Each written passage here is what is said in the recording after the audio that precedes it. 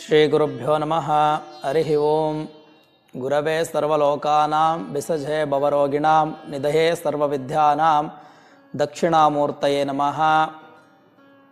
ನೂತನ ಸಂವತ್ಸರವಾದ ಕ್ರೋಧಿನಾಮ ಸಂವತ್ಸರದಲ್ಲಿ ವೈಶಾಖ ಹಾಗೂ ಜ್ಯೇಷ್ಠ ಮಾಸಗಳಲ್ಲಿ ಗುರು ಹಾಗೂ ಶುಕ್ರ ಎರಡೂ ಗ್ರಹಗಳು ಅಸ್ತವಾಗಿರುವಂತಹ ಕಾರಣ ಈ ಸಂದರ್ಭದಲ್ಲಿ ಯಾವುದೇ ಶುಭ ಕಾರ್ಯಗಳನ್ನು, ಶುಭ ಮುಹೂರ್ತಗಳನ್ನು, ಗೃಹಪ್ರವೇಶ, ನಾಮಕರಣ, ಉಪನಯನ ಇತ್ಯಾದಿ ಶುಭ ಮಂಗಳ ಕಾರ್ಯಗಳನ್ನು ಮಾಡುವುದು ಅಷ್ಟೊಂದು ಶುಭವಲ್ಲ.